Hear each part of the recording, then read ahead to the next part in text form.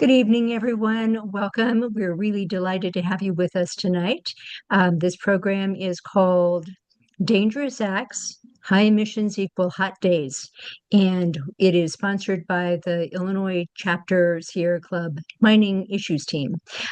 We have a guest speaker tonight, Dr. Trent Ford. He is the climatologist with the state of Illinois, and we are just going to jump right into our program and hand it over to Dr. Ford. Welcome. Yeah, thank you. Let me, we gotta go through the Zoom, rigmarole here of sharing screen, making sure you could see said screen. Um, Everything look okay? Let me put it in full screen mode. How's that look? All You're right. not, you're not full. There you go. Awesome. Okay.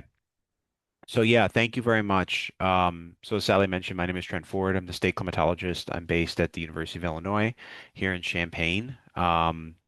And yeah, I'm going to give a quick overview of climate change in Illinois, sort of the drivers of that change globally, and then the implications that are specific to Illinois, as well as talking about solutions. We want to end on solutions because we want to be positive. All right, so I think this is particularly relevant for the discussion that follows, but this is the Earth has a greenhouse effect. The greenhouse effect has for Earth's history, at least human history, made Earth habitable as far as temperatures on Earth. However, what we've seen is increase in greenhouse gas concentrations, a really significant exponential rise in greenhouse gas concentrations since the 1850s, since the turn of the Industrial Revolution. That's captured here by the observed record at Mauna Loa, which has been going since the late 1950s. And we see that carbon dioxide concentration that when it started the record in the 1950s, our concentrations were about 300, to 320 parts per million. And the latest monthly observation was 431 parts per million last month. So we see this consistent increase that is unprecedented as far as how quickly we've seen the increase, and at least throughout human history, we haven't experienced carbon dioxide concentrations at this level. We see similar increases in methane concentrations as well, and which is another potent greenhouse gas. And we'll go to the next slide here to talk about the sources. So on the right, this is sort of a very general pie chart of greenhouse gas emissions. This is carbon dioxide and methane together by economic sector in 2022. Very similar to contemporary numbers. Roughly 30% comes from transportation, 30% from residential and commercial, 30% from industrial processes, and then 10% from agriculture. The majority of methane emissions are really from that agriculture. And when we look at globally, since the Industrial Revolution, over that time period, the vast majority of carbon dioxide emissions have come from North America, Europe, and then Eastern Asia, much less so from places like South Asia, Middle East, Africa. So we see kind of disproportionate, I guess, contribution of those greenhouse gas emissions, mainly from the earlier developed parts of especially the northern hemisphere. So who cares, right? Well, okay. So carbon dioxide is a greenhouse gas, meaning that it is a main driver of the greenhouse effect. So throughout Earth's 4.5 billion year history or so, global average temperature has varied with carbon dioxide concentrations. So as carbon dioxide goes up by natural sources, even well before humans ever walked on Earth, global average temperatures went up. Carbon dioxide concentrations go down, global average temperatures go down. And so what this plot is showing you is going back to the 1850s, the consistent increase in global average temperature that we've witnessed over that time period. That's a direct cause from increases in carbon dioxide and methane. This is global warming.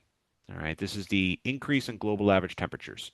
The Earth is responding in a natural way, in the way that physics tell it to respond to the increase in greenhouse gas emissions that humans have emitted. Now, this is the only time I'm going to talk about global warming. Global warming is sort of the disease, whereas climate change is really the symptom of that disease. In many cases, we want to say, well, hey, let's fix the disease instead of just treating the symptoms. But when we talk about solutions, we'll do both. But as far as bringing it home to what we care about, I'm going to talk about the effect of climate change on Earth or excuse me, here in Illinois. And the connection between global warming and climate change is really that global warming drives our change in climate. What this is representing, this increase in temperature, is a dramatic shift in the energy in our Earth system. And the Earth is moving that energy around through the atmosphere, through the oceans. And as it does, as it has that additional energy from global warming, it changes global climates everywhere, not just here in Illinois, but everywhere. So we're going to specifically talk about what this means for Illinois, what climate change has meant, and what it may be continual to mean. So this is my elevator pitch for climate change in Illinois. We've gotten warmer and we've gotten wetter. Every single season has gotten warmer and wetter in Illinois, every single place. I heard some folks that are in far southern Illinois and Peoria, maybe some in northern Illinois. So everywhere you're at, you're getting warmer. We've gotten wetter, and every single season has. We'll talk about this in a little bit, but winter has warmed at a faster rate than all the other seasons. That has significant implications. Um, but this is, again, this is the elevator pitch, and it really doesn't tell you anything other than warmer, wetter, great. But what we really care about are the impacts, and we'll get to that in here in a little bit. So I have three through lines through this talk. Through line being this idea that is there's sort of these fundamentals that kind of drive the whole discussion around climate change. The first one is sort of bucking or in contrast to that previous slide that I showed where we're just getting warmer, just getting wetter. In fact, climate change is much more complicated than that. It's a complicated problem and it's a wicked problem. So, for example, trees are a well-known solution to, especially increase extreme heat in urban areas. We plant a tree. Here's a street tree. You plant it. Hopefully, it'll grow to maturity. It'll start cooling. It provides shade, and it can be a good adaptation strategy for that change in climate. However, that solution, which is that tree, has its own trade-offs, and because it's a living thing, it is itself vulnerable to the climate change that it's used to fight. It's vulnerable to things like drought and flood and extreme heat. At the same time, that tree is also susceptible to our warming winters, which bring in different types of non-native or invasive species of plants and animals, different pathogens and diseases and insect pests. And so when we think about climate change, while we can start with a slide like this and say, yeah, Illinois is getting warmer and wetter, we can't end with that. And even though these nitty-gritty details of all the complicated ways that climate change interacts with what we care about and impacts us, those are really important to understand. Because that's really where people kind of meet with climate change. It's not with warmer, wetter. Gosh darn, my slides keep wanting to advance. Not with warmer, wetter, not with more flooding, more heat waves, but what are the tangible impacts that people see? And those are really complicated. Also, the idea of a wicked problem, I don't use that adjective accidentally. Wicked problem is one with no perfect solution. There are many solutions to climate change and global warming. There's no perfect solution. Every solution has trade-offs, and every solution has its own set of problems that it can cause. So, for example, I mentioned trees. Planting trees is a great solution to problems with urban warming. However, when you plant a tree, you have to take care of it because we get a drought like what we had last year. I'm already seeing in my neighborhood where the neighborhood has lost several young street trees because they weren't taken care of during that time. So it is a really complicated problem. Understanding those complications are important to understanding how people's lives are affected and will be affected into the future. So when we think about the impacts, I'm going to go back to simplifying a little bit. Climate change has many, many different impacts, even just in Illinois. We can boil them down to the big three, is what I'm calling it here. The first is heavy rainfall and flooding. We talked about this actually before I started. Rainfall is getting more intense, it's getting heavier. This causes flooding not as much in big river systems, but what we call urban or pluvial or overland flooding, where you may not be in a floodplain, but you just get too much rain in a short period of time so that your stormwater drainage systems get overwhelmed. This is a picture on the left from Bloomington Normal a few years ago when we saw that impact. This is by far the most expensive impact of climate change as far as economic dollars are concerned. Not a year has gone by since I started this job in 2019 where we didn't have at least in the hundreds of millions of dollars in flooding impacts just in Illinois alone. And there's been a couple of individual precipitation events that have hit Chicago that have caused almost $1 billion in damage just by themselves. So the increase in heavy rainfall that we see from climate change causes these massive economic problems. And again, this isn't as much flooding along big river systems. That's fairly predictable. We see impacts from those river systems, but it's less so than these kinds of pluvial or urban flooding events. We also see really unequal impacts in any kind of urban area. If you're in Chicago, if you're in Peoria, if you're in Carbondale, we see flooding in areas where we oftentimes see the most vulnerable. That is, those who are the least. Or I guess the most impoverished, the least, I guess, capable of dealing with those impacts. Um, then we have heat waves. More climate change means more extreme heat in Illinois. We've seen that. When it comes to human health, this is the has the biggest human health impact. It is the deadliest. Every single year goes by, we see heat kill more people in the U.S. than any other weather hazard. It also has unequal impacts. Again, no matter what the metropolitan area is in Illinois, we can show a map of just any kind of social demographic indicator, and it's going to almost perfectly overlay with heat vulnerability. So unemployment, access to transportation, access to healthcare, multifamily housing, any of those kinds of things, even race, unfortunately, and age, of course, that what we see is the largest disproportionate impacts on certain groups of people. And again, it's not just in our large cities, but in more of the rural areas as well. So heat waves are a real challenge, and both of those things, both flooding and heat waves, we see increases in those frequency over the last 30 to 50 years, and all of our models project continued increases. The last one is a little bit more complicated. Changing seasons. I mentioned this a little bit with that street tree example that I mentioned. When we have warmer winters, it's sort of an odd thing when you talk to media about warming winters. I don't think there's a year that's gone by where I haven't had at least one interview where at the end of the interview they try to like make it funny or fun by saying, "Well, who doesn't like a warmer winter in Chicago?" And it's like, yes, like certainly in the middle of January and February, I think to myself, man, summer can't get here fast enough. At the same time, there are real tangible impacts of them. And one of those is that increase in non-native or invasive species of plants and animals. I use the example of the armadillo, sort of the flag bearer for changing seasons in Illinois, because what was once a fairly rare sighting in far southern Illinois, these things are now endemic, essentially. And we see dead armadillos. Armadillos are of course, their native state is dead alongside of the road, flipped on their back. We've seen them as far north as Bureau County, so just north of Peoria. Um, and so this has impacts. They're just less in your face impacts from changing seasonality, as if your house gets flooded or people are dying because of a heat wave. So it tends to get the least attention, but it's really important to understand the ramifications, especially if you're working with natural ecosystems. And certainly our specialty crop farmers who are working in agriculture that's perennial ag and not just the annual crops are on top of this as well. Okay, the second through line is that when we think about climate change, we often think about the hazard. And I just did that, right? We just talked about flooding and heat, and we could talk about drought a little bit later, that sort of thing. The hazard is natural. Now, we could argue that humans have had an impact on extreme heat because of climate change and it's increasing. That's reasonable. But when we think about a hazard, it's different than a disaster. It's important to walk away from this meeting never ever saying the word natural disaster again. And hopefully being the pedantic friend who, when your friends say natural disaster, you correct them. You're like, actually, it's natural hazard. The hazard, the tornado, the storm, the heat wave, the drought, it happens in our climate system naturally, right?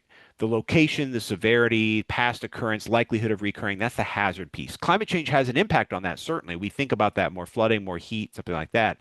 However, a hazard occurring by itself does not necessarily dictate an impact. That what we really care about when it comes to climate change is the risk of an impact to something we care about, right? Our homes, our livelihoods, our health, our ecosystems, whatever it may be. And that risk there, as you can see with this Venn diagram, is a function of the hazard and the vulnerability. So, for example, if we were to have a tornado set down today in the middle of a field and then run across that farm field, pick back up, and not hit a single building, structure, anything like that, maybe a little bit of crop damage, but it's early enough in the season the farmer could probably replant. We don't really have a disaster, right? What makes that tornado a disaster is that that same tornado sets down the middle of the loop, and now we're in a problem. So it's the combination of the hazard and the vulnerability that make for that risk. Now, climate change affects both, but at the same time, our vulnerability can also be affected by things like growth, planning, either bad planning or good planning, and justice. And it's important to understand that humans are what turn a hazard into a disaster. I'll use one more example here. I think that's more recent. If you remember, almost a year ago now, it's amazing. July 4th of last year, we had that incredibly tragic flooding in central Texas in the Hill Country. Um, the hazard is the flooding. That area of the state of Texas is like flash flood central. All right, having spent 4 years in Texas, everybody and their dog knows that that part of the state floods. That's the hazard. It happens naturally. It gets a lot of rain, it's channeled, you get flash flooding. What made that hazard a disaster is putting a bunch of unregulated kids camps in the middle of that known hazard. So the reason I keep bring this up in a discussion of climate change is that with climate change, we often think that we have to fix the hazard part. Heat waves are increasing, flooding is increasing, and we have to fix that. And indeed we do, right? At the same time, though, even if we didn't touch the hazard part of this equation and all we did was make our systems less vulnerable to those hazards, we are getting to the point where we can adapt to climate change. That's really where adaptation comes from. And so we can do both. And in fact, we do need to do both to make sure that we can solve the problem of climate change. So I use the example of heat affecting, having disproportionate impacts. This is a map of Peoria on the left, and this is by census tract, kind of the heat vulnerability or the social vulnerability index from the CDC. I got the QR code and the link there, and I'll share these slides with Sally afterwards so she can send it to everybody. But essentially, if you don't know your Peoria geography, this dark blue is sort of the heart of Peoria, including downtown, and then you cross the river and you're in East Peoria. What you can see is when you cross the river, let's say on the Bob Michaels Bridge here from Peoria to East Peoria, you're going from an area that is in the top 10% of all census tracts in the country as far as vulnerability to hazards, to climate change, into one that is in the bottom 10%. So when we have a heat wave, it's not like it's much hotter in Peoria than it is in East Peoria, right? The hazard itself is not different. What's different is the vulnerability, and that has nothing to do with climate change. It's a human construct. But what climate change does is it exacerbates those differences. So what we could do is we can come into Peoria and not only come up with the solutions that we need to solve climate change, but make sure that those solutions are benefiting those who need it the most, who are the ones who are living in the blue districts there. Okay, last through line. I've been doom and gloom, lots of problems, all that sorts of thing. There are solutions, and we're making good strides. Perhaps not as good as we should be, but there are lots of solutions. I use this slide of different pictures, solar energy. My slides are advancing on me. Uh, you know, Resilient, climate smart agriculture, safe and affordable housing, mixed transit systems, nature-based solutions for urban flooding, hazard mitigation planning. All of these are examples of climate solutions. So it's not just a matter of, okay, if we all drive EVs, we're good, or if we all switch to solar panels, we're good, if we all compost, we're good, right? Those are important solutions. But remember that climate change is a wicked problem. So not any of these individual solutions by themselves is not going to solve the problem. It's a collection of these implemented where they make sense and where the policies allow to make sure that our systems are resilient to a changing climate. So when we build climate resilience, it really matters when we talk about mitigation, which is reducing emissions that cause climate change. That's, I think, probably the discussion that's going to follow is probably most focused on that. That's solving the disease, right? The disease is global warming. It's caused by increased emissions of carbon dioxide, methane, and other greenhouse gases, and we have to reduce those. Otherwise, we won't succeed solving the problem. At the same time, we have to adapt. Even if we stopped all emissions today globally, we would still see the climate change in significant ways, in ways that we're going to see more extreme heat and flooding. So we need to adapt to those climate changes. So real quick, the last couple of slides I have are just examples. This is not an exhaustive list. I've been called out in many a talk because I've left off a solution that somebody's favorite solution. Just remember, this is not exhaustive.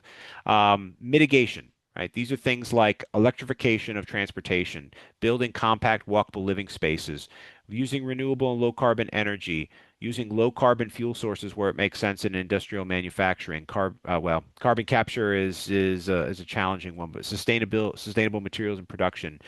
And then for agriculture and food systems, compost, waste reduction, local agriculture, all of these things can, in the right implementation, reduce greenhouse gas emissions, which is ultimately solving the problem of global warming and climate change in Illinois.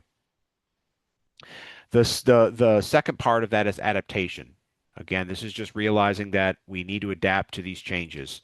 Again, thinking about safe and affordable housing, getting people off the streets, nature-based solutions like tree planting and management, hazard mitigation planning, having accessible health care, equitable access to public services. All of these things are, again, not perfect solutions, but solutions to adapt to this changing climate that we're experiencing. So individual action, I always end on something like this. My contact information is here, but of course I'll stay on after. But the individual action here, there's lots of different ways that individuals can interact. I mean, I think this group here is already doing this. Probably the number one thing that individuals can do is engage in community and policy and politics. It's critical. We already have most of the solutions to climate change, so it's not like a technological revolution that's needed. It's a policy revolution. It's a policy trigger that is needed for a lot of these solutions to be implemented. So engaging in that policy, especially at the local level, is really important. Also, things like increasing public awareness, reducing wasteful consumption as much as possible, climate conscious diet, energy, water conservation, all of those really help, but they tend to be limited to individual action. So it's really that top one, that community and policy engagement, where individuals can really magnify their impact. So with that, my timer says 21 minutes. So Sally, I'm sorry I went over, but I'm happy to answer any questions if there are any. I think we have questions, and thank you. That was terrific. Joyce is first up. And folks, if you have a question, please Yeah. raise your hand. You can do it this way, or you can do it the way Joyce did. Oh, okay. Well, thank you, Trent. I'm so appreciative you had the map of Peoria because we have had so many concerns about our what is really the environmental justice areas of our city. And I just want to ask you, we've tried to raise awareness about that, but our city, is built on redlining and all the problems. Is that something that you could provide maybe some advice in going to city officials? Like, what things have you maybe found that could be suggested that they most listen to? Because in this day and age with different politics, it's hard. Thank you so much. Yeah, it's a good question. I always pick on one city in when I give these talks. I picked on Peoria, and I feel like I can because I'm originally from Woodford County, so I grew up going to Peoria for everything. So the the question's a really good one. In my position, I am because I'm sort of in a state position, I have to remain policy agnostic. Obviously, I just gave you a whole bunch of policies to say, hey, these are all good policies, but I never am asked, nor can I really answer the idea of this is the policy. So oftentimes in those discussions of the issues of environmental justice areas and how to kind of get folks to pay attention to these disproportionate impacts, I'm often brought in as sort of this arbiter of information, right, of objective data, like what I showed you with the map. Um, Maps do really help. If it's a map of the demographics, it's a map of ED visits and health impacts. Just showing people the disparities can be that visual is much more powerful than just saying that this part of Peoria has more asthma than this part of Peoria. Um, yeah, so it is a real challenge, but those visuals can make a difference. The Unfortunately, some of the federal programs and maps that were created or the tools that were created to show those kind of visuals have been removed or just taken down, I guess.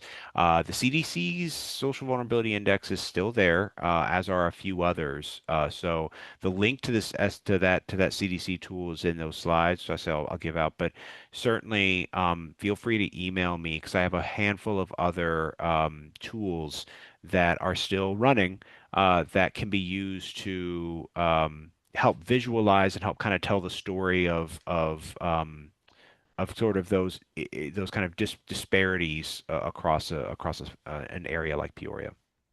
Well, thank you. That's a real help. And I really appreciate your presentation because it really distills down, into these really digestible points, like the whole framing of it. Thank you. Yeah, thanks. Lori. Thank you for that, Dr. Ford. That was really interesting. I especially like the part about the natural disaster versus the hazards. It seems that fixing those vulnerabilities, while it's not easier, it's more concrete and might be easier to explain to people. But I'm curious a little bit, your last slide talking about the policies. So you're talking about individual actions and policy changes. At what level of government are you talking about policy changes? Like local, state, federal, everything, corporate? What? Everything. Okay. I, Everything. I Yeah, was hoping you I wouldn't know. say That's a that, cop but out. That's a cop out. okay. It depends. We could have there's policies at every level that can either advance or impede action on climate change. So we've had examples where there was a suburban community in the Chicagoland area that had like a maximum size or maybe it was a minimum size of lot that had to be met before they could clear cut and it happened to be just below the average size of the new developments that were going up. So they could basically clear cut everything before they was developed. And so that's just, I mean, something like that. If you have, I don't know the policy trigger for that, but you're probably going to get a couple of hundred votes, right, on any given thing for those sort of things. So an individual can have a lot of power for those types of local actions, but certainly there are policies at the state level. We've seen those recently in recent years, and at the federal level, for good or for bad. Sometimes folks can feel like their power is washed out as you get to the state and federal, so local can be a good place to engage, but really it's across the board. And I will say that like they all feed into one. So one of the biggest things that I'm hearing from communities right now is with the FEMA just being, I don't know, gutted probably is the best way to put it. A lot of these communities are struggling to like, okay, we have the policy, we want to put in place something, upgrade stormwater drainage systems, upgrade our wastewater treatment, but the money's not there, the tax base isn't there, and that's where these federal programs like BRIC would come in and make it so that you don't have a disaster beforehand. But so they all feed into each other. So that's why that kind of consistency is really needed. Yeah, so the reason I asked, the thing that came to my mind that I was trying to figure out where to fit into there. So I'm in Springfield, surrounded by farmland, and we've been having these horrible dust storms from the overtilling of the farmland. And people are losing their lives in these dust storms when they're crossing I-55. And I was trying to picture where that would fit into a policy. Oh yeah, that's a really good question.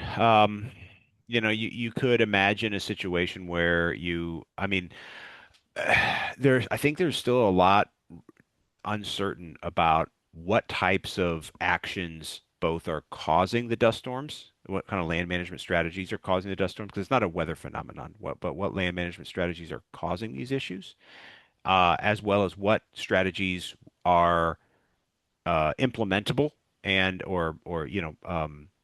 also effective at reducing the dust blowing. So, but you can imagine situations of having, if it's like a field cover, having mandates of field cover or better, and of course it's always a carrot and stick situation, but whether it's a mandate or an incentive for some things like that, but field cover, hedgerows or tree lined rows, things like that. The edge of field practices too matter. So there's a lot of different policy levers that can be pulled to fix that problem. It's just a matter of which ones can fly. Yeah, because I kind of think of regenerative agriculture as being a climate issue, but yeah, Mhm. yeah. Oh, so thank you for that. Appreciate Yeah. it. Jane, please. You're muted. Yeah, yeah, thank you. Yeah, I just wanted to, it kind of goes with what Lori was asking of how have you found have you found farmers to uh, changing their practices to regenerative agriculture, cover crops, the kind of things that would prevent the dust and also farmland losing, the runoff into streams and causing Yeah. algae blooms and all that.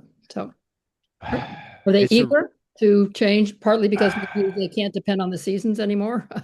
Um, I it's really hard. And I come from only one perspective, so it's not like I can sit at 30,000 feet and take a whole view of the situation. But um and they go characterize. I mean, Jane, characterizing like like a group of farmers as having a homogeneous idea of things is kind of problematic anyway. But in general, I would say that farmers don't like seeing their soil blown off their field or washed off their field. Now, if depend now, what do you do about it? Is a question. Whether you do something about it, or and there's lots of different ways of dealing with it. Some are maybe proactive adaptation in the cover crop, things like that. Some could be thought of as maladaptation, like tiling and things like that.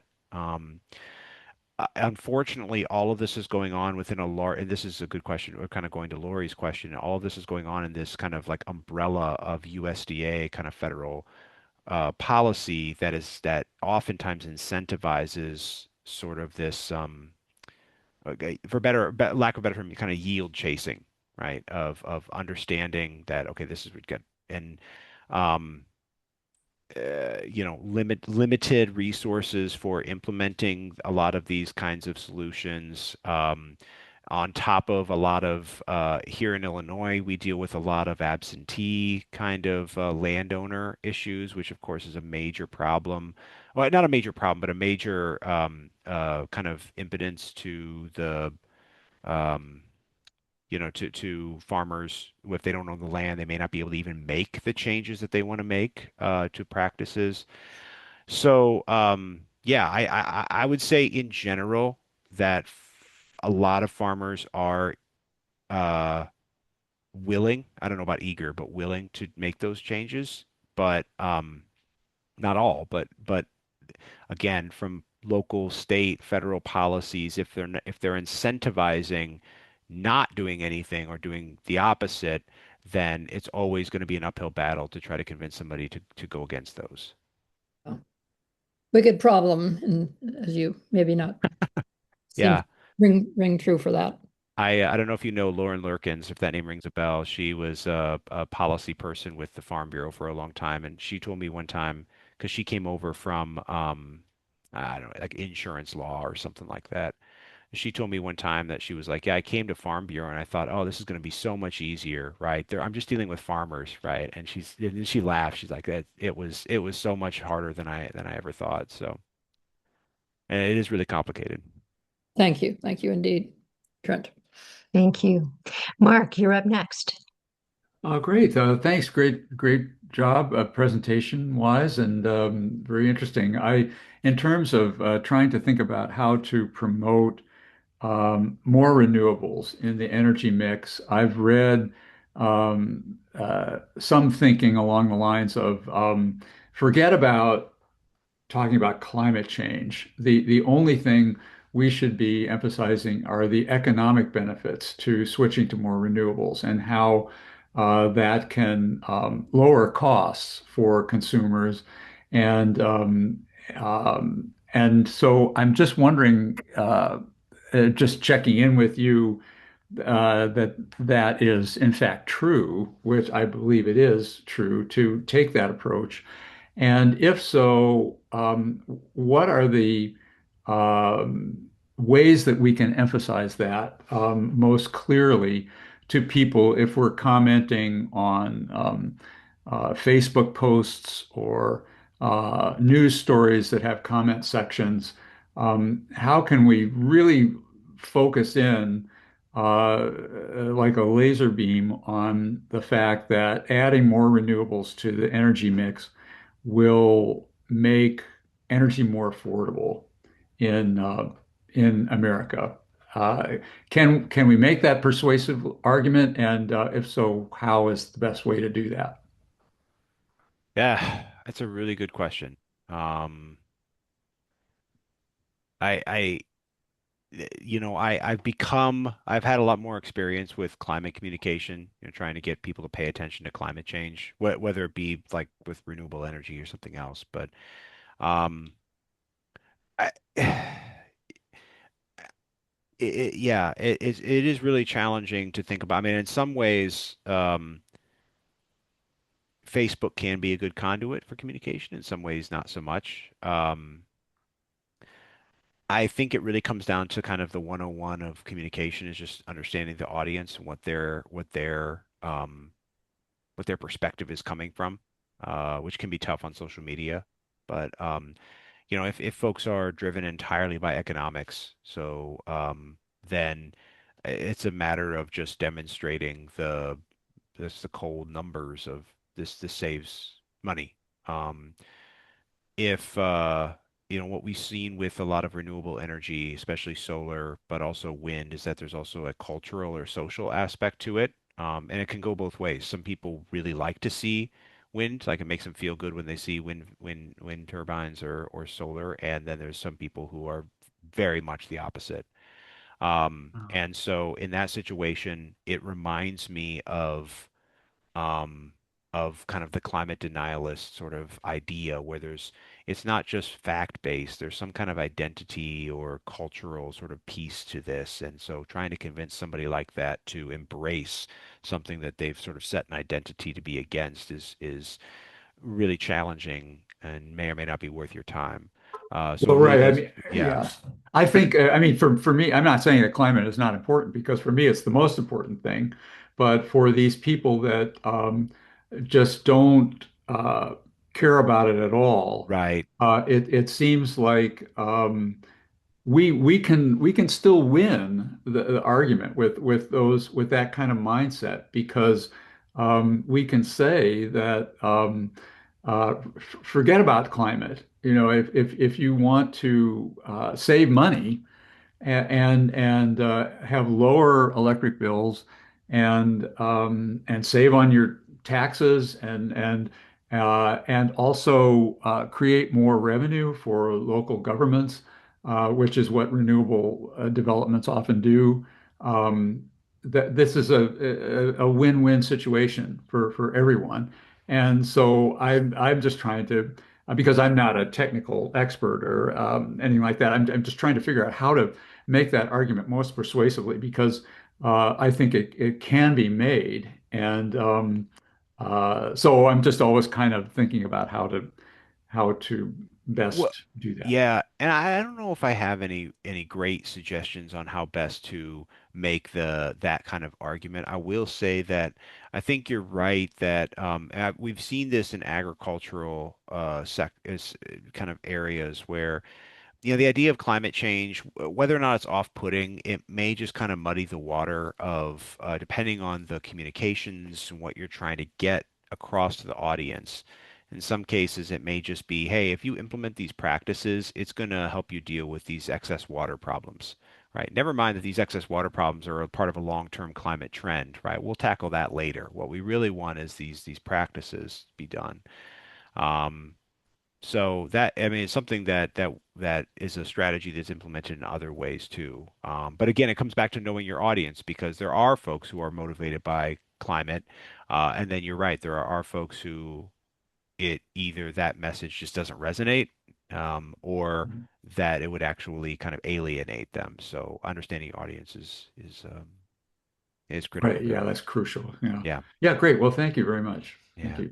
Thank you for that, Mark. I'm going to offer an anecdote, and then we're going to have our last question from Carol. I live next to a dirt road, surrounded by farm fields. Twice in the last 2 weeks, water from the fields has crossed the road, come down a slight incline into our garage, and poured into our basement. And one of those times it happened early in the morning. So when I went into my basement to do some laundry early the next morning, there was mud. There was literally mud. And that has happened a couple of times. We invited the farmer out to talk to us about it, and he is now going to dig a ditch. And he made the comment, we never had rains like this before. We just haven't had to deal with this before. So Yeah. that really connected with a lot of the things that you just said. And Carol, you're our last question for this segment. I just want, coming from a farm family and having lived on a farm, yes, I haven't seen some of these weather events and some of these rains either. And I have to second the fact that farmers are reluctant to change their farming practices. We have cover crops on our farm, but it's kind of a hard sell. So my question, I've been reading about a possible super El Nino expected this summer. I Yeah. was wondering how that might affect us here in the central part of the U.S. and how that is affected by climate change also, as far as the intensity and the frequency of these events. Yeah. You're going to end with a whopper here. So, El Nino and its cousin La Nina are patterns of sea surface temperatures and the pressure over the ocean in the tropical Pacific. When what happens is that as the trade winds that blow the water from South America over towards Australia and that area, as those trade winds increase, the water is moved more quickly and therefore doesn't warm as quickly, and we have a La Nina where those waters are a little bit cooler than normal. When the trade winds slack, then the water just sits there and is baked by the sun, for lack of a better term, and that's a really warm pool. That's what's caused by El Nino. That's an El Nino.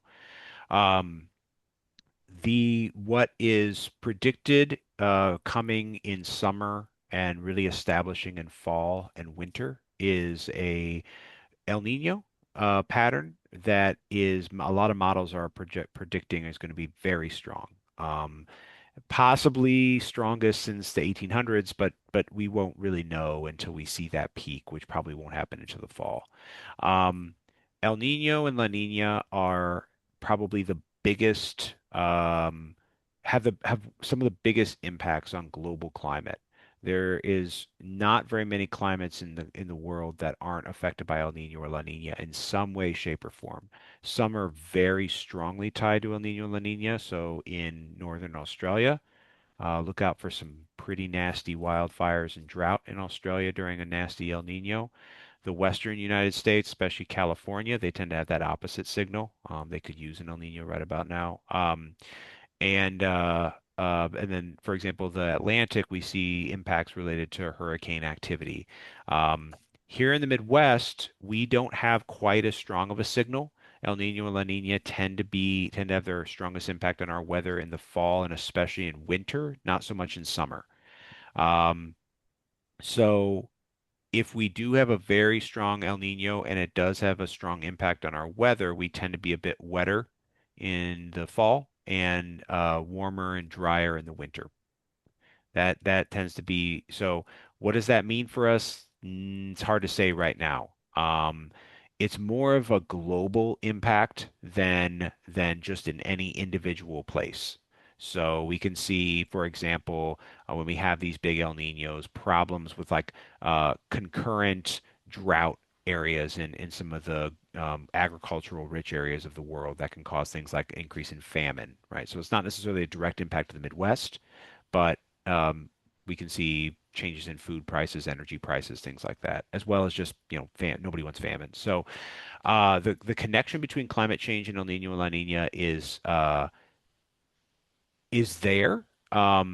it's a bit tenuous and uncertain. So, all just to give you a little insight, all of the climate models think that we should be having more El Niños, and that makes sense. We have warmer waters. We should be having more El Niños, right? Like the water is warming, just as the air is warming. We should be having more El Niños. What we've seen over the last 50 years is we've actually had more La Niña-like conditions. Um, I don't know why.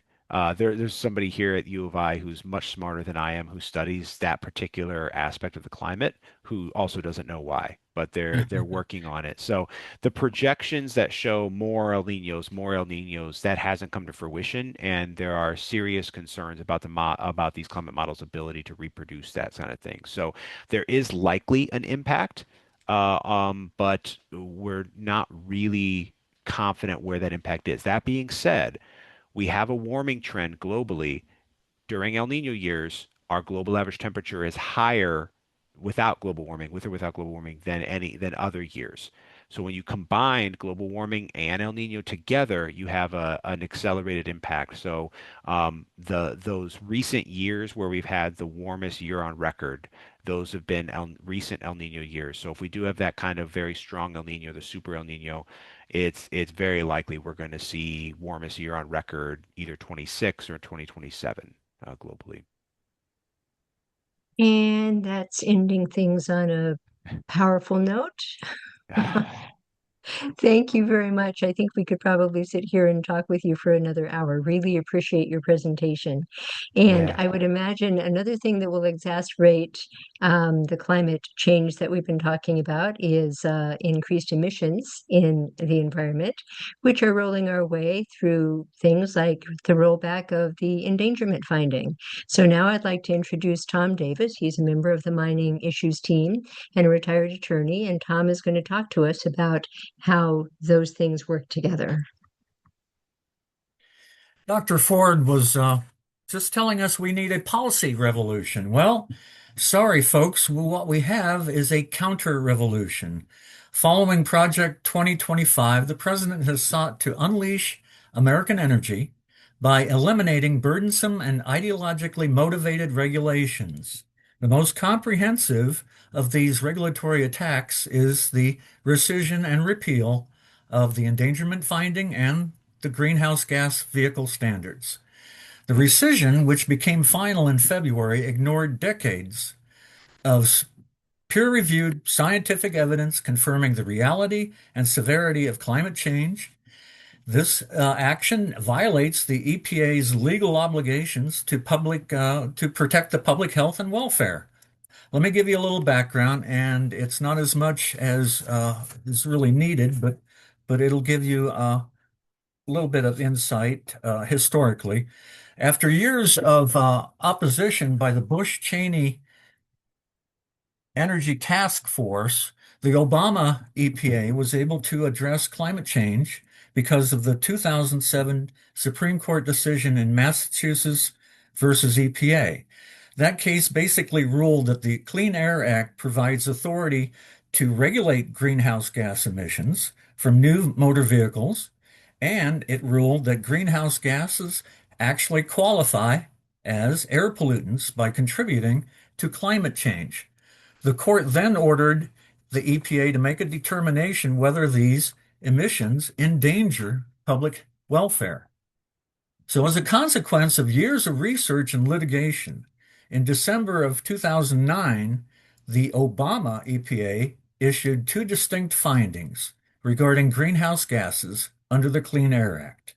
First is the endangerment finding that the current and projected concentrations of the six key well-mixed greenhouse gases, carbon dioxide, methane, nitrous oxide, and three fluorocarbon fluoride compounds, that the concentration in the atmosphere threatens public health and the welfare of current and future generations. That's the endangerment finding. The cause or contribute finding is also important, that the combined emissions of these greenhouse gases from the motor vehicles contribute to pollution that threatens the public health and welfare. These findings in connection, in coordination, constituted the legal and technical foundation for implementing greenhouse gas emission standards for vehicles and other sectors, including oil and gas production, leading to a reduction in greenhouse gas emissions. The Trump EPA, in its statement of energy effects for this new rule, estimated that an obvious increase in the consumption of petroleum, uh, and it actually used an assumption of lower fuel costs, along with a reduction in the consumption of electricity, an assumption that was made regardless of the voracious appetites of data centers, for instance, that this was the context. So the EPA did several cost-benefit analyses of its repeal and the rollback of vehicle regulations, but they did not take into adequate account the climate effects and healthcare costs associated with higher pollution. Even so, according to their calculations, the repeal could lead to a net cost of $180 billion to Americans in its high cost scenario. The analyses as to the emission standards for vehicles also did not appreciate that manufacturers have extended planning cycles. The termination of the endangerment finding and its associated automobile regulations, as well as other recent changes like the rollback of electric vehicle tax credits, will likely not have any near-term impact on car and truck costs. So even before the U.S.-Israel war on Iran, the repeal was expected to have wide-ranging impacts on energy markets and the economy at large. Environmental and consumer groups have argued that repealing the standards will actually cost Americans not $180 billion, but rather $1.5 trillion, negating any potential savings from deregulation.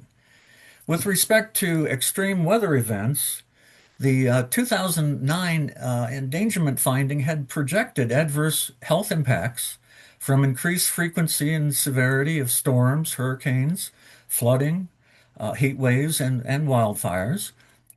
The EPA, however, now claims that those anticipated results resulted in part from the Obama EPA decision to exclude from consideration adaptation and mitigation. In other words, survival strategies. While finding the science to be sufficiently certain, with explicit reliance upon the IPCC assessment reports, the Obama EPA had decided not to attempt to quantify potential human responses, for the reason that such projections are grounded on political or personal concerns. The reality is, of course, that the extreme summer heat driven by climate changes is leading to increased rates of problems, including health-related illness and death, particularly among the vulnerable populations like children, older Americans, low-income folks, and workers. In Illinois, back in just a couple years ago, 12 separate weather and climate disasters occurred in 2024, including the July 15th derecho that itself produced 48 separate tornadoes. That's just an anecdote. That's just part of the background of information that we're all aware of here in Illinois. The Trump EPA, instead of acknowledging these inescapable facts of heat deaths, for instance, the 2023 record of 2,300 people, at least, dying, the EPA now claims that the data actually suggests, the data from the the endangerment finding determination actually suggests, and get this, that the far greater threat to public health in the U.S. is the mortality risk from cold temperatures. Let that one sink in. The repeal provides a cursory examination or evaluation of the health and safety effects on the most vulnerable demographic, children, It explicitly sought to explain why the regulation is preferable to potentially effective and reasonably feasible alternatives, even though the EPA at the same time made a finding that the environmental health and safety risks of the pollutants impacted may, in fact, have a disproportionate effect on children. Let that sink in too. All federal greenhouse gas emissions and fuel efficiency standards for cars and trucks have now been formally repealed. The regulation of stationary sources, such as factories and refineries, is also affected. The legal justification to cap carbon dioxide and other greenhouse gases from from fossil fuel fired power plants under Section 111 of the Clean Air Act is now severely compromised. So it's not only just the automobile emissions, but the stationary source emissions, which are huge. These sources are no longer required additionally to go to comply with what's called the new source review rules to undergo permitting for greenhouse gases and the required installation of best available control technology. So those things are not required because of the lack of the endangerment finding. That finding had also served as the basis for regulating greenhouse gas emissions from aircraft and certain marine vessels. In conclusion, let me give you a little hope for the future. A coalition of 24 states led by the Attorney General for the state of Illinois and 10 cities, including Chicago, and several urban counties have all appealed the endangerment finding rescission before the D.C. Circuit Court of Appeals. This will take some time. It will probably be successful in the Court of Appeals, but then we have the Supreme Court with its shadow docket that could give expedited review, and it could actually be worse. It could actually legitimize this rule. And lastly, of course, we have the we have the opportunity in a democracy for congressional action. The Clean Air Act might even be amended to compel EPA to regulate greenhouse gases. That's assuming we have midterm elections. So thank you very much. Thank you, Tom. That was really excellent.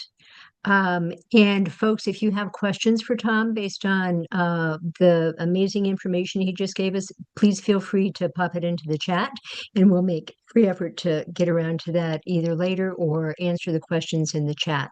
We're going to move to our next speaker, who is Laura Dirks. You probably are carry this particular group of people probably carry with you the sense that fossil fuel companies have caused a lot of damage and inflicted a lot of pain over the decades.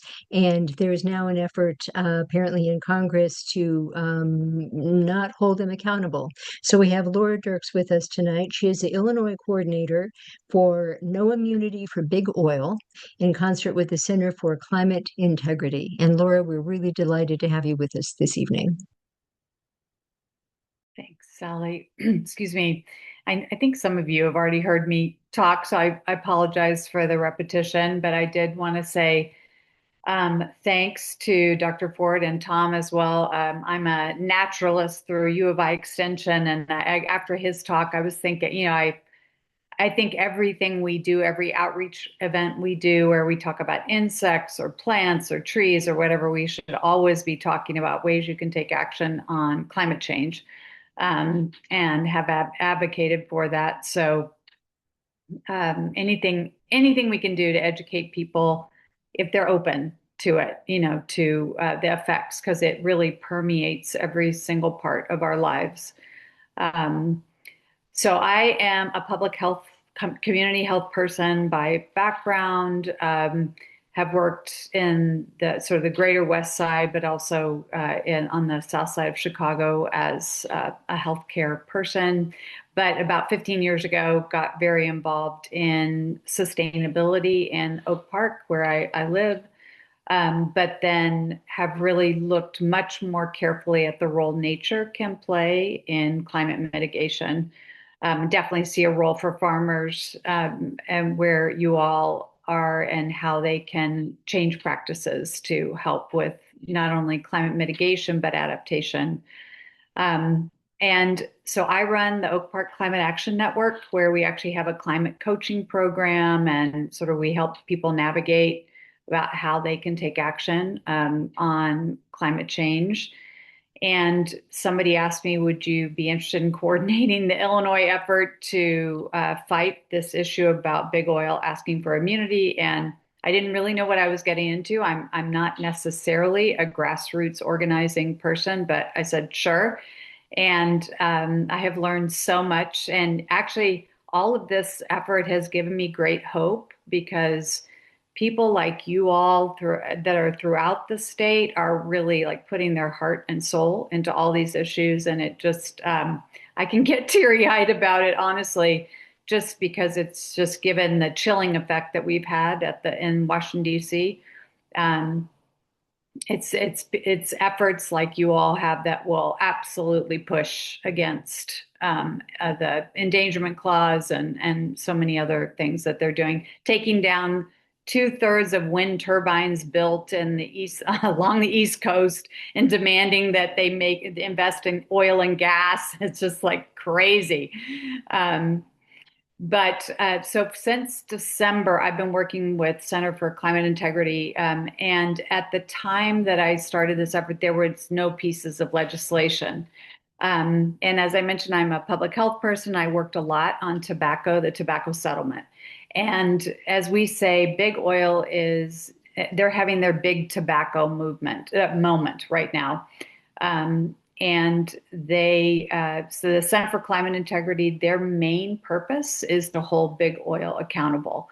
And I think they've been around for at least 10 years, but they have really focused on exposing everything the fossil fuel industry has done to lie and deceive the general public about all the devastation that they have wreaked on our planet. And so they got wind that the American Petroleum Institute, their number one policy priority was to ask Congress for complete legal immunity.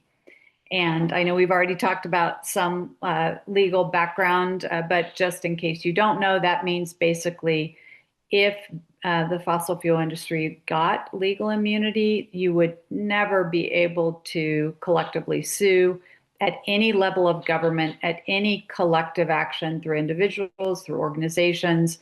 So no lawsuits, as well as no climate superfund legislation. So Representative Gable and Senator Guzman introduced the climate superfund legislation this legislature. And if it is passed and big oil gets immunity through Congress, that would be completely eviscerated. They would just wipe the slate clean. Right now, the only industry that has immunity is, can anybody guess? People who've heard this talk, don't chime in. Does anybody know what industry? Can you guess? The gun industry? Exactly, the gun industry. Ever since 2005, when a bipartisan bill granted them complete legal immunity, not one lawsuit with the manufacturers has been filed with all the shootings we've had and the children who've died. So I call this, in a sense, like if we're talking about affordability issues, an unfunded mandate, because it basically asks states to pay for all even though Dr. Ford didn't want us to say climate disasters, that is language that gets members of Congress, they understand that. They know that that people have suffered greatly with extreme weather, extreme heat, flooding. And I'll have Sally share this slide, but there was a story in the paper about a week ago that showed that, and you all know this, that FEMA has denied disaster relief funding twice in Illinois in the past 6 months. The flooding that everybody experienced, especially here in Chicago, the Chicago area, they basically said, that doesn't warrant a climate related, any kind of a disaster funding. So you all need to pay for it yourselves. And that's what Chicago has done. They've had to set aside funds to help people with all the flooded basements. People have been living with mold, which leads to more asthma attacks. And so we didn't have legislation. And so my goal was to get Senators Duckworth and Durbin engaged on this issue to say they would oppose it. But I think because we didn't have legislation, it was sort of we were on defense. And so we got legislation in early April. We have legislation that is called the Stop Climate Shakedowns Act. And I don't have the bill number for you right here, but I will get it for you. But Congresswoman Hagman, who took Liz Cheney's spot, and my favorite, Senator Ted Cruz from Texas, where my family lives, he sponsored it on the Senate side. Oh, thanks, Tony. And it's moving slowly through Congress, but I think that they thought that it might be attached to a budget reconciliation bill, which would only require 51 votes. And then we wouldn't really have a chance.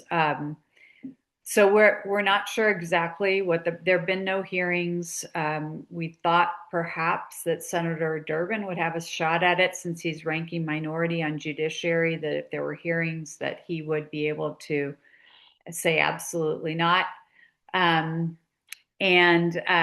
But so we have a whole toolkit for people to actively oppose this effort, to let both senators know, but any of your members of Congress say that absolutely not, no industry should be above the law. And we forget that part about the gun manufacturers, but we would like to reverse that. So we do have the bill numbers that we can share with everyone. My sort of focus on this has been to get, which Sierra Club signed on to, Illinois congressional sign-on letter, which was sent to most of our members of Congress in Illinois, except for some of the Republicans, just to say we oppose this effort. And we had over 41 organizations sign on to it, and at least 15 state legislators, which was really great. And in Cook County, we did pass a resolution asking Congress to oppose immunity for the fossil fuel industry. Ironically, there were only 2 counties who passed these resolutions. One was in Illinois, and one was in the state of Texas. So that's it in a very quick nutshell. You all have been really helpful in helping write postcards to Senators Duckworth and Durbin. But you can send emails, you can write, you can send, you can call the offices. There is a petition. We're still collecting more organizations. So if your churches wanted to sign on, or congregations, or you have a local, another local nonprofit that would be interested in signing on to the letter, we're still collecting signatures. They would like to reach up to 400 signatures. And I think they're almost there. And the petition, the individual petition that people can sign on to, they've got over 150,000 signatures. So it's really terrific. So that's my spiel. I'm happy to answer any questions, but I appreciate your listening and your support. Thank you, Laura. It's a really important effort you're working on. And folks, once again, if you have questions for Laura, if you could put them in okay, Mary Ellen, we're going to take your question really quickly, and then we're going to move on to Tony. I would just like to say that CALM, Citizens Against Longwall Mining, would definitely like to sign the petition. I appreciate it. That's terrific. Thank you. And yeah, and Mary Ellen, I'll just get your email from Sally and I'll send you the little form. That would be Okay, awesome. That would be awesome. perfect. Thank you. Yeah. Yeah, we'll get everybody connected. We have one more really vitally important issue to talk about. Tony Oplet is with us. She's a member of the mining team. She facilitates Metro East Green Alliance. She had many other irons in the fire. But she's going to talk to us about the EPA wanting to roll back some really important coal ash rules. And Tony, you're on. Okay, I'm just going to put the ask right up front. Next Thursday, which is May 28th, we will have a public hearing that is virtual, only virtual, and you can still sign up for it. The deadline is tomorrow, so hopefully we can get that link in the chat to sign up for the public hearing with the EPA. This is the federal EPA, and in a nutshell, the current federal EPA issued a proposed rule that would dismantle coal ash protections for both operating and shuttered coal plant sites, including exempting hundreds of coal ash dumps from any regulations at all. So in other words, it just follows from the endangerment finding repeal, from the no immunity for big oil push that we're trying to stop the fossil fuel industry from just literally being irresponsible for anything and never being able to be sued, to this latest push by the EPA to take down and dismantle basically protections that were put in place starting with 2015 and then followed up and strengthened in 2024. So in addition to that, the proposed rule would allow owners to minimize, delay, and entirely avoid cleanup. And many of us in Illinois are sitting on the brink of trying to get coal companies to clean up coal ash ponds. There are some at the old Wood River power site here. I know there are some near Joyce and Mary Ellen. There's several that we have in Illinois. We have 71 sites with coal ash ponds, most of them unlined, most of them leaching, most of them highly, highly toxic and contaminating groundwater. And this has all been done and verified in reports from Earth Justice, from Prairie Rivers Network, from Sierra Club. So I guess the ask here is to either two things you can do. You can sign up for next Thursday and write a public comment and testify, or at least even be on. Butts in the room, butts in the seats are really, really important here because we need to show them the power of strength. And this is a national call. The other thing you can do is you can submit a written comment to the EPA, which the deadline is June 12th. And in that, you can, if you're making a public oral comment next Thursday, it's a no-brainer to send it in as a written comment. That just doubles your impact. I don't know if you have questions. There's a wonderful toolkit that Earth Justice has put together basically with Sierra Club and with PRN, and that toolkit is very helpful. I think, Sally, you said you were going to put that in the chat. So it gives you the links to register, it gives you the links to send comments in, and it gives you background and ways to make those public comments. And as always, those things are really intimidating to go up in front of the federal EPA, even at a virtual hearing.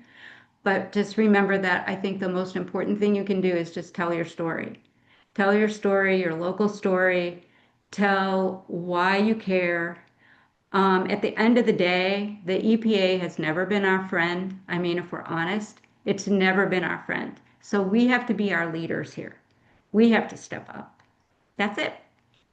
Thank you, Tony. Perfect. And yes, getting on those hearings for the first time, your voice might shake a little bit, and that just makes your testimony all the more compelling. Everyone, thank you so much for your attendance tonight. We really appreciate it. A ton of important information. We're going to share out a document that has a link to a longer video that Tom did with my colleague Ann Baskerville. It's really excellent. It gives you every piece of information you'd want to know about the endangerment finding. It's really, really a great resource. We're going to send you the link to that. We're going to resend the link to the toolkit that Laura discussed. We're going to resend the link to the toolkit that Tony discussed. It has everything you need to sign up for the public hearing and/or to do public comment. We might even have some other resources in there. I'm not sure, but we're going to wrap tonight in honor of your time. Thank you so much. Really appreciate you being here. Bye, everybody. Thanks, everyone. Thank you.